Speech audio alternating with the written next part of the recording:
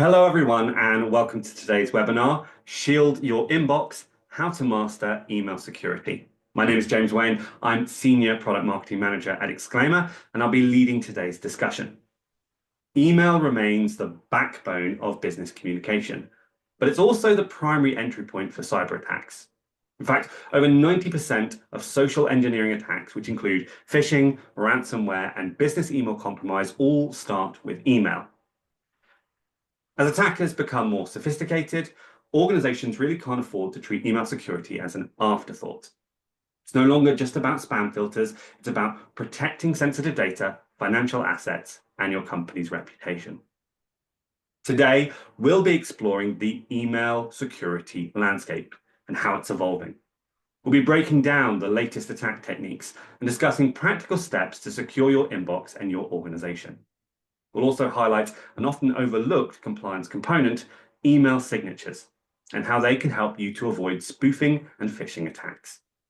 I'm joined today by Alex Dennis, InfoSec Manager at Exclaimer, who brings his extensive expertise in cybersecurity, compliance, and risk management. Thanks for joining us, Alex. How are you doing today? Yeah, fantastic. Thank you for asking, James. Yeah, looking forward to this call and just see how deep dive with this. Excellent.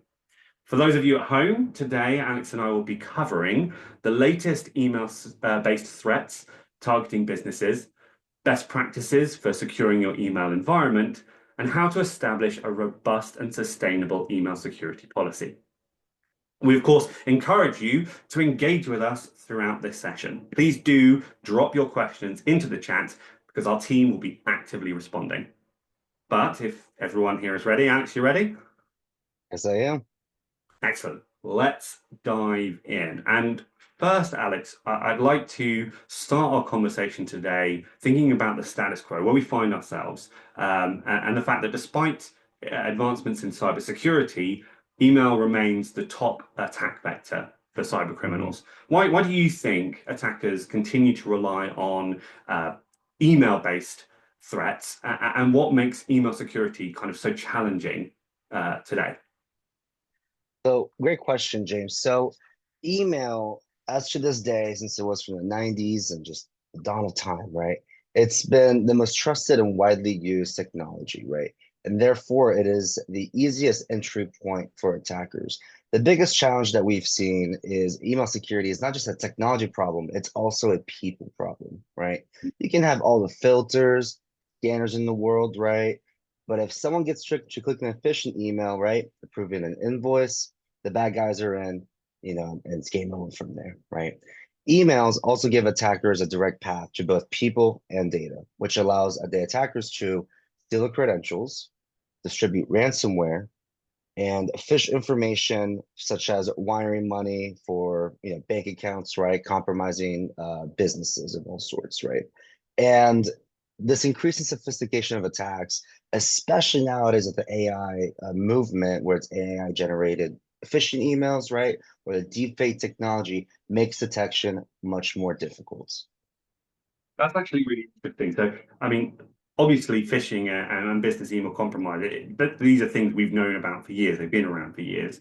But we live in this world now where certain advancements like AI and certain things where automation has become a lot easier, they've really changed the threat landscape, I suppose. What would you Mhm. say makes modern attacks harder to detect?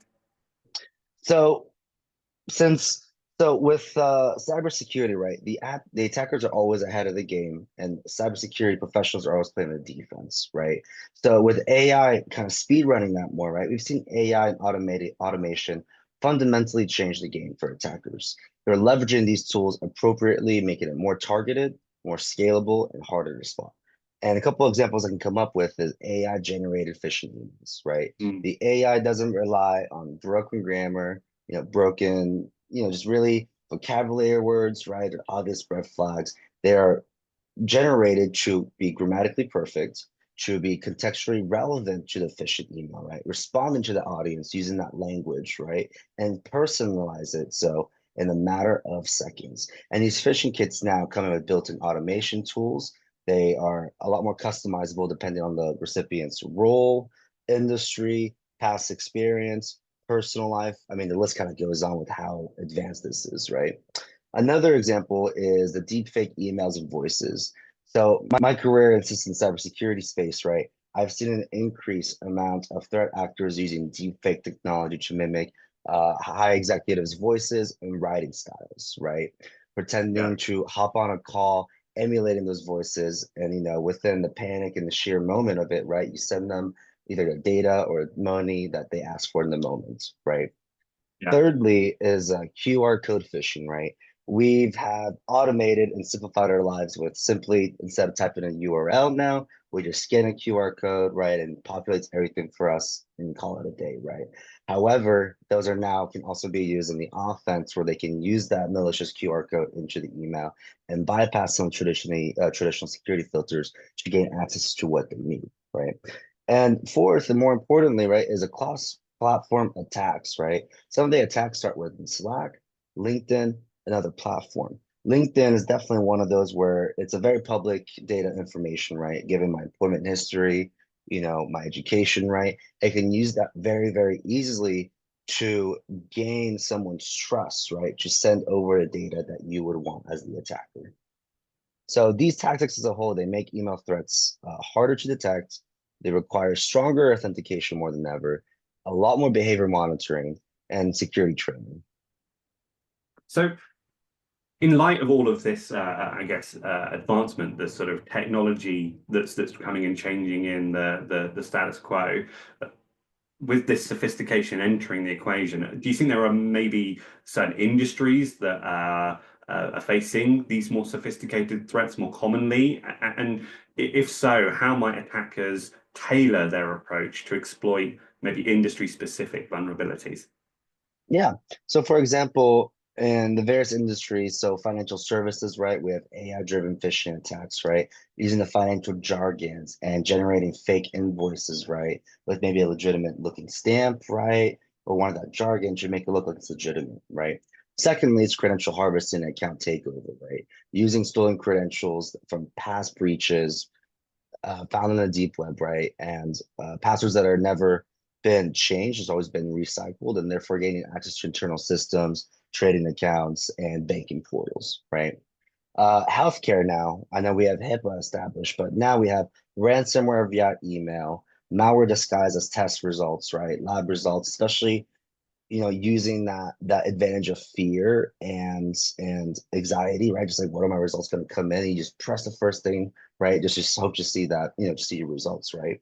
And therefore, this leads to insurance claims, right? Or test results. Now everything's encrypted. It's hard to access for your files, right? And also within the healthcare industry, right, is phishing for fraud. Emails posing as doctors and regulators, right?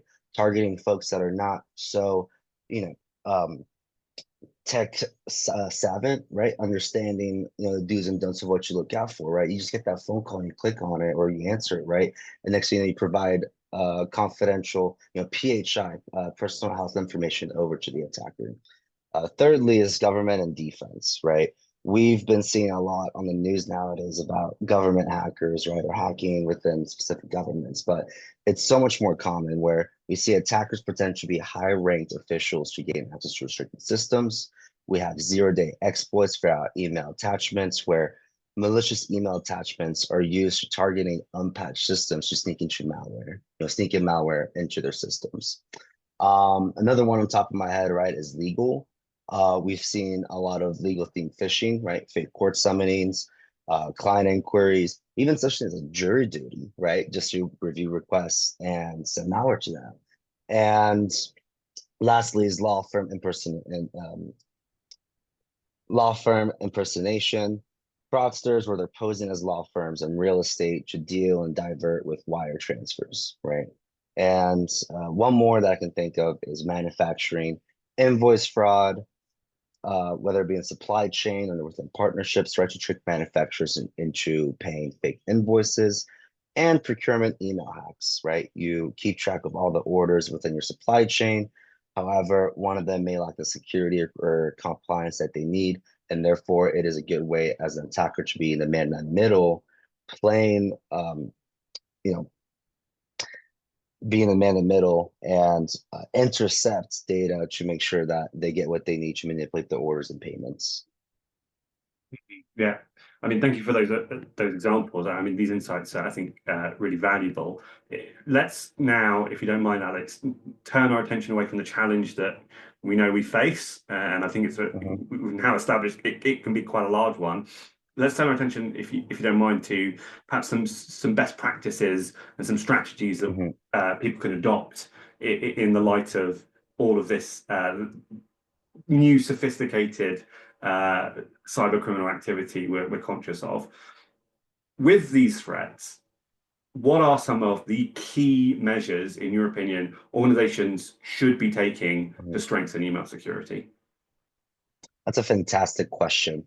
I would say the key to strong email security, right, is a layered approach. So there's no one size fit all tool. There's no one size fit all policy that will stop every single attack, right? However, if organizations combined these layers of tools, right, of authentication, real-time monitoring, end user training, response planning, right?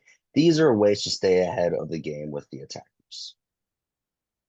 So I caught there you mentioned authentication. I'm kind of familiar with SPF, DKIM, and DMARC, and I know they're kind Mhm, of considered to be almost the foundational level of email security. But I'm also conscious that I know a lot of organizations actually do struggle with implementation.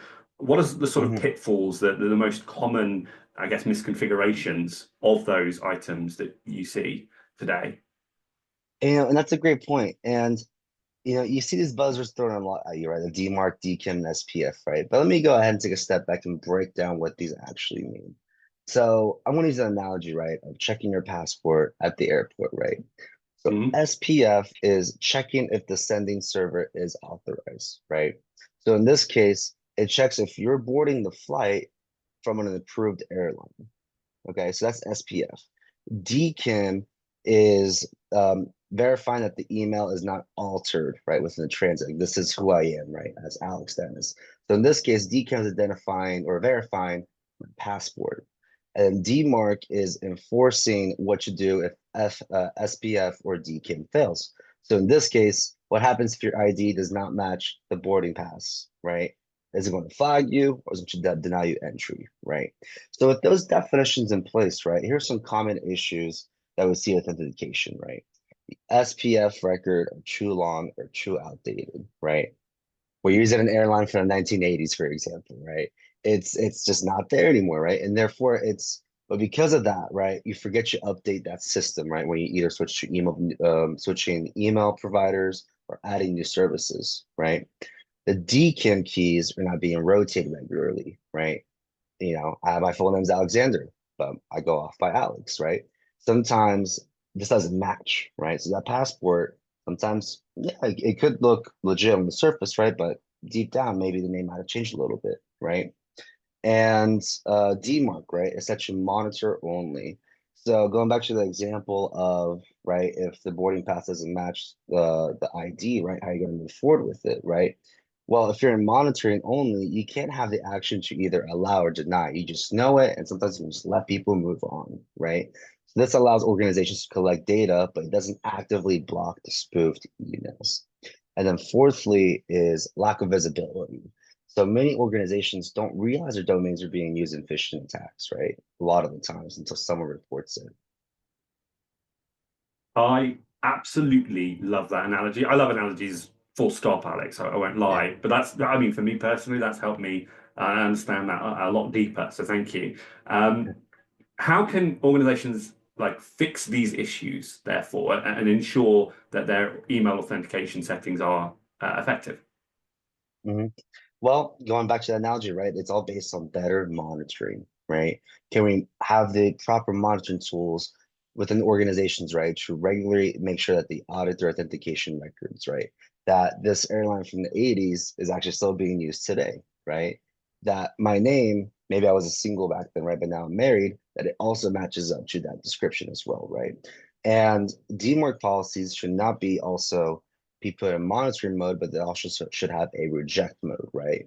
So that way, rather than it being proactive, right? You can be reactive. You know when to just put in the policies in place and make sure the monitoring is up to speed and up par. Yeah, no, I think that's really helpful. If we can now perhaps move past authentication and consider zero trust, I think Mhm. everyone is conscious that zero trust security models are, a point of conversation.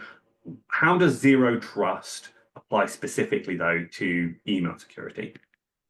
Mm, fantastic question, James. The traditional email security, right? It assumes that if an email passes SPF, DKIM, and DMARC, it is safe, and that's it. Right now, in this age, that is simply not enough. Zero trust Mm. flips that approach where instead of just having a foundation where we can just simply check off and move forward, we go inverse where no email should be trusted by default, right? So instead, it should be verified at the multiple levels that were established right before it's allowed into the inbox of a user. And so, how does zero trust play in this, right? How can organizations apply this to emails, right? Firstly, we can always do tighter allow listing, right? So we know these are the spams, right? These are notifications and newsletters, right? We can simply pre-approve these and make sure that these for the higher level risk users such as executives and finance teams, right? We can rely on the pre-approved, tighter allow listing, right? Secondary is emails should or emails from outside the organization or trusted partners should be quarantined by default for review from that respective IT team, right? So that's what's called granular filtering. Thirdly is sender reputation scoring. So emails should be evaluated based on past interactions, content, and sender behavior, right, to detect anomalies, such as me befriending you, right? I know you're James, right? And we just kind of move Yeah. up from there and getting to know each other, right? But now if you just send me an email saying, hey, here's my whole entire life story, it's like, do I trust you? Wait, like, let me get to know you, right? A little bit. That's how the reputation scoring goes in that way. Enhance attachments and link analysis too. So when sending attachments, right, or when receiving attachments, right, with the 0-day mindset, you always want you to assume that these are suspicious and malicious, right? And feel free to reach out to your respective IT team to have them scan and flag for review to identify if this is a legitimate or not, right? Yeah, so if I'm understanding correctly, this all boils down to instead of just assuming an email is safe because it comes from a familiar domain, Mhm. we really, as an organization, in this example, need to verify every email's legitimacy before taking action. Is that correct? Correct. And to piggyback off your point, James, a little bit is, our information is public, right? Meaning you can find my LinkedIn, right, with the email, right? And Mhm. especially as an executive level, right, that information is even more public, right? Right. So if you're in that mindset of zero trust, you're playing a lot more defensively and you're playing a lot more better. And therefore, you know how to react to certain type of situations appropriately. Sure. No, I think that's eye-opening, I guess, to a certain Yeah. degree. So, I mean, earlier on, we talked about new burgeoning technology and then how it's, I guess, emboldening and strengthening cyber criminals. But perhaps we can flip the narrative on AI just for a moment and think about how security vendors are now offering AI-powered threat detection. How effective do you see AI being in stopping email-based threats? Great question. So, like I previously said earlier, right? The attackers will always be in the forefront. They will always have the lead, right? And as us on the defense against them, right? Just make sure we're playing catch up, right? AI can be a very powerful tool, right? But IT leaders need to remember that it's not a magic software tool. It's not a magic bullet. It's not magic. It is a tool to be used, just like Wikipedia, right? You don't simply copy paste Right. Wikipedia. You use that as a tool to reinforce your point. So, with all that being said, when you use this tool to your advantage, right, you want it to be combined with strong authentication practices that you have, right? Stronger Right. access controls that you already have, and more importantly, user training. That's really the biggest foundation of them all. And AI can help flag suspicious messages for review, but it cannot replace human judgment entirely. Again, it could know your full entire background story in one go, but it's like, does that match with who I truly know that I'm speaking to with, right?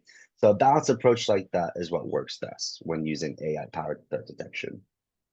Okay, and I think you've kind of cornered an area I'd like to quiz you on next, which is Mhm, just general security awareness and training users to kind of have that awareness.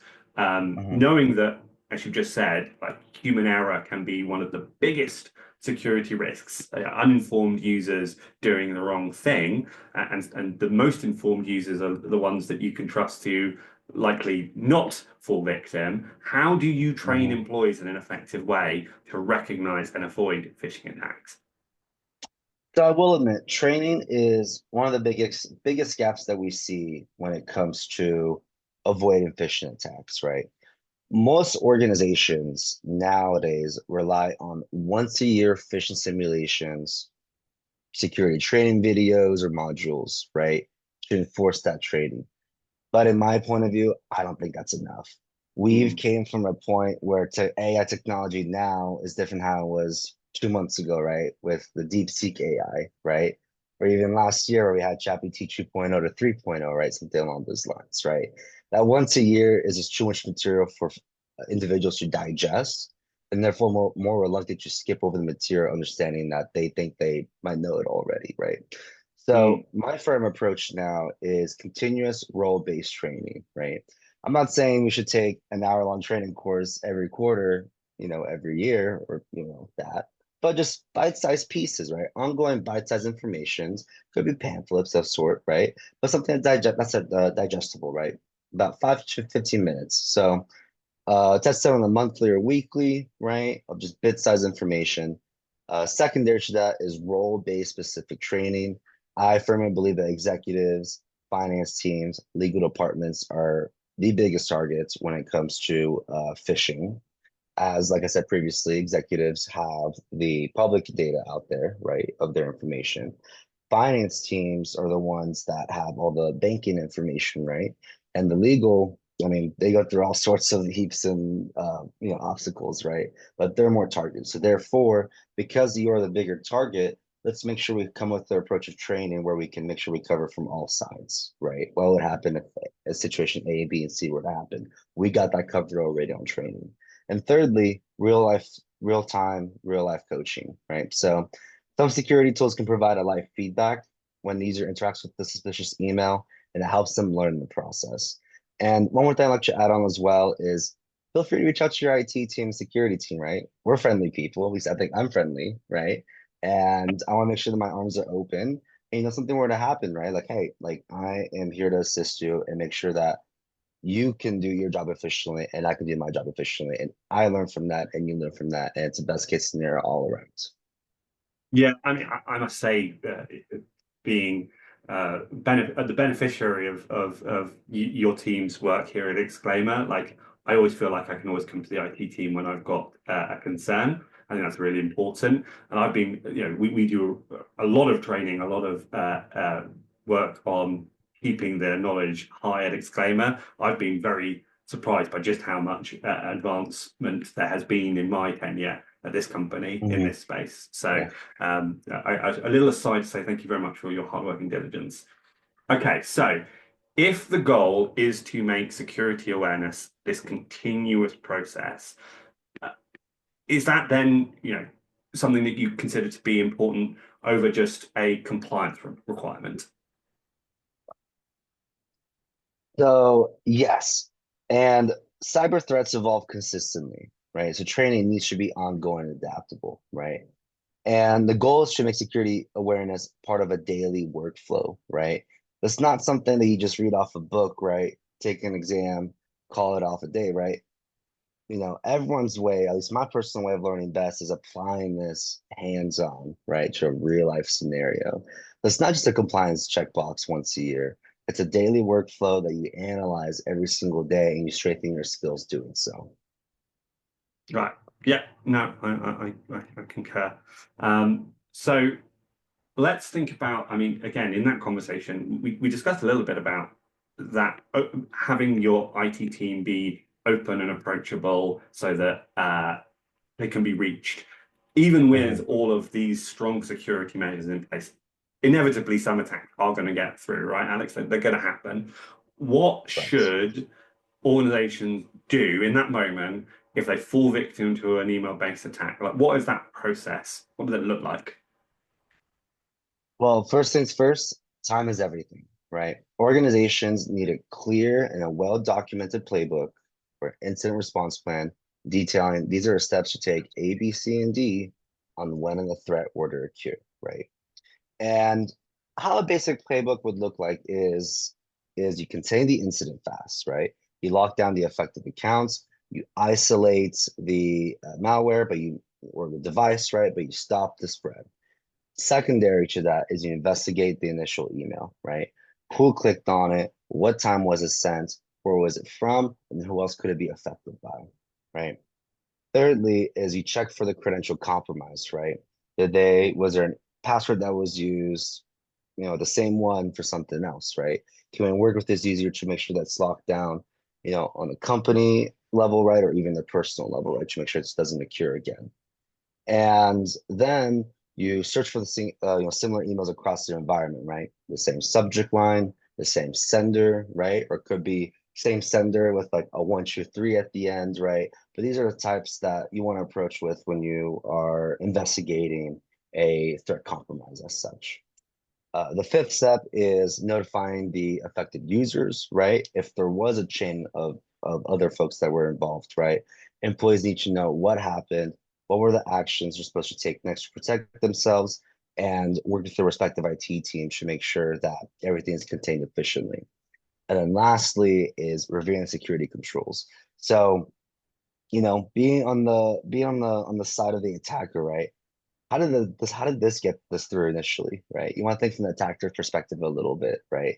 What is that like opening hole that you found, right? When you play American football, right? When you go after the quarterback, right? There must have been a hole that was there that one of the defensive folks took advantage or offensive folks took advantage of to get that, right? So you want to make sure that you ask yourself, how did this get through? And what changes should be made to prevent an attack similar to this? Mm. I mean, it sounds extremely well prepared, that flow. I mean, it sounds like you know that front to back. If an organization has a plan in place, is it true then that they can respond faster and limit the damage? Yes. So that's exactly right, actually. The worst time to figure out how to handle an attack is while it's happening right now, when there's no Right. practice in place, right? When, just there's no, that's like you have a team, right, that you form for a team sport, but in order to get a point going, you have to do some practice beforehand, right? So having a predefined playbook ensures that security teams and departments respectively as well can act quickly and decisively when such an event were to happen. Okay, so Alex, we've been discussing phishing, spoofing, social engineering attacks in general. How can users be more mindful as they read emails of sort of signifiers that an email is a possible phishing or spoofing attempt? Can they be monitoring the body copy, the email address? Could email signatures play a role there, like helping users to identify these threats? Yes, so email signatures help with consistent branding. So, with an example that I can think of, right, is an attacker could try to copy as best as he can, right, an email, right, pose that as someone else, right, may get someone or something the first try, right? Then to replicate that signature over and over again, he's going to forget about it and it's not going to be consistent, right? It's just all in all, that consistent branding, it creates familiarity across internal and external communications, right? One side of the communication that the attacker does not know, right? He's just judging a book by its cover, but he does not know the contents inside the book, right? So Mm. when an email signature is used as such, right, and it's standardized, centrally managed, right, any deviations such as unusual formatting, the incorrect font, incorrect sender details, branding elements, right, or events that are goes on or holidays that goes on, like Christmas holidays, right? Those things like that just become more noticeable to pick from, right? So Right. when you educate teams on recognizing these subtle inconsistencies, it helps them identify potential phishing and spoofing risks. And like I previously said, right, as one of my examples, but employees trained to notice missing and altered signatures. And, it's a holiday season. Everyone in this company has this holiday logo on, except for one. Why is that? Well, I think we kind of know it's you know, might need another pair of eyes to set on that, right? But those are moments like that that helps prepare flag suspicious emails for further investigation. Excellent. And so, with that in mind, for IT teams perhaps managing security, what controls should they be implementing to ensure a sort of consistency, especially where the email signature is concerned? Like those Mhm. things are standardized and therefore aiding security. So the best way to secure email signatures is to manage them centrally, rather than having them be left to the individual user of the company. So such key controls are server level application. So signatures should be applied automatically across all emails, including those that are sent from a mobile, webmail, it's really just those two options, right? Real-time updates as well, ensuring that every email carries a uniform, up-to-date signature. Consistency is key. Audit logs and tracking. So from the IT team standpoint, right? Visibility. When did this change occur? How did this change occur? How big of a modification was it, right? And can we flag it for further detection, right? And encryption and compliance. So ensuring the platform follows a compliance of sort, such as SOC 2 or ISO, right? Prevents unauthorized access to signature data, right? So by implementing all these controls, businesses not only upholds, the brand consistency, right? But also supports, just even a step beyond that, right? Is supporting the broader cybersecurity efforts, right? Helping employees identify and respond appropriately to email-based threats. Excellent. I mean, that's very clear, Alex. Thank you. If we can move on now to maybe another topic, how organizations build a sustainable email security policy. So, okay, with these threats constantly evolving, what should organizations perhaps focus on, the sort of key priorities to ensure their email security policies remain effective? Like, again, knowing that things change, Mhm. how do they ensure they remain effective, Alex? I love this question because we are growing exponentially, right? From all sorts parts of the world, Mm, right? Technology is advancing at a higher rate than usual, just how living is as a whole, right? But all in all, what I'm trying to go with this is scalable and adaptable, right? We're growing so fast. Can we scale with that, right? And if we're growing so fast and things are bound to change, can we adapt to that? So at a minimum, organizations should implement email authentication standards like SPF, DKIM, and DMARC, right? Those mm. enforcing phishing protection measures, right? But on top of that, again, we're going back to the layers, right? So it's providing ongoing user awareness training for human error, right? And using tools as not foolproof, answers, but ways to add onto a layer for help, right? So, and one more on top of that is incident response planning, right? We need a clear, documented playbook. I'm in IT, you're in marketing, but I want you to understand that, you understand my language, right? When I say there's a compromise where to happen, right? A threat is a threat, right? And therefore, if we can communicate with each other efficiently, right? Using that analogy earlier, right? You now understand more about SPF, DKIM, and DMARC, right? Those Yeah. things like that should be reviewed. I know annually is the golden term, but I would say 6 months quarterly, right? But to make sure that everyone's on the same page when a major security event were to occur. Yeah. No, and maybe let's expand our horizons a little bit beyond policy, and beyond maybe even just email security. How does the email security components we've been talking about today integrate with more with the broader cybersecurity strategy of a business?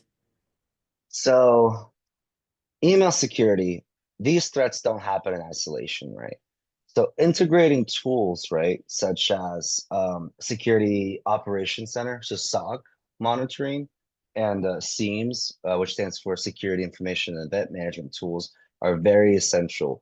These tools are ways to aggregate emails, data, logs, right, threat data, alongside of firewall protection, endpoint protection, right, patching detection, but other security signals to detect and make sure that in multi-stage attacks like that within a business, we are able to identify and integrate these tools, as broad as it can be and as efficiently as possible.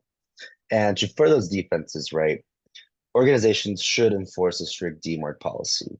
They need to be actively monitoring these authentication reports. And I mean, I don't say we have to, but I think we've come to a point now in our lives where AI driven detection, we should be using that on our side to identify anomalies, right?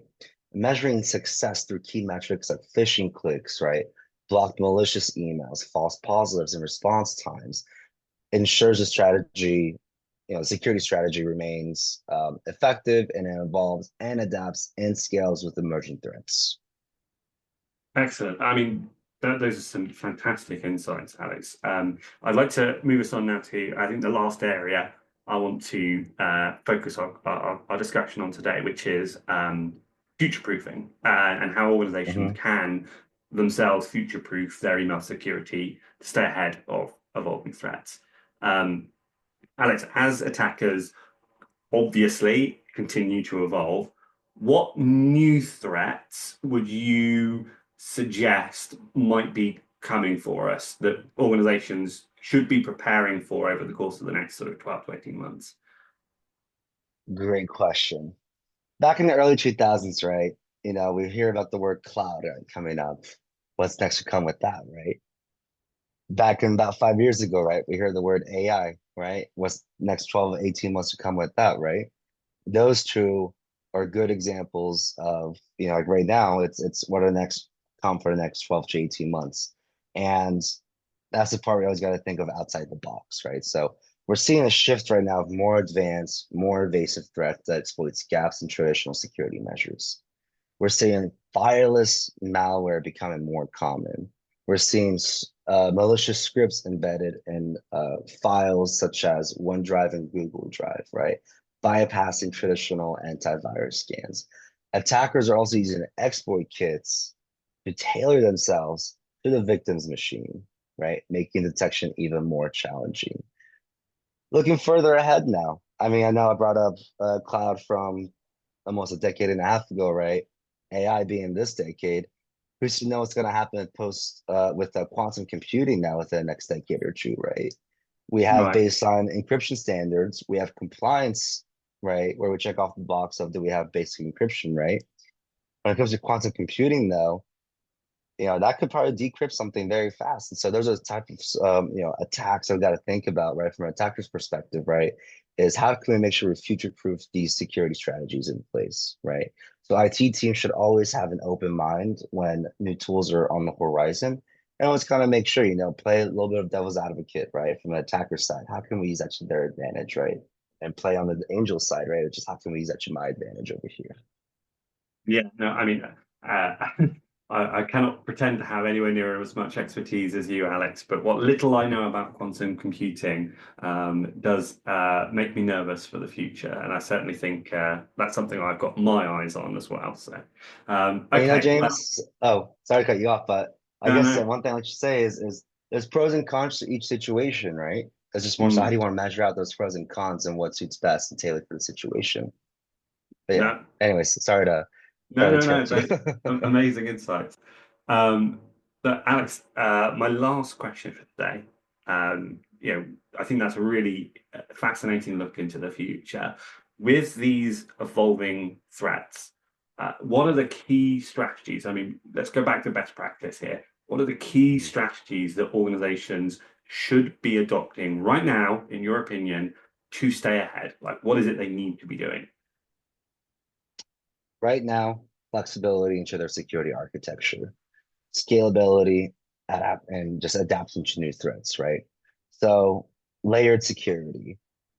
There's no one size fit all tool. You need to have a little bit of everything to kind of build what you need, right? So with emails nowadays, which is a files attachments or attachments, but just all these new ongoing threats, right?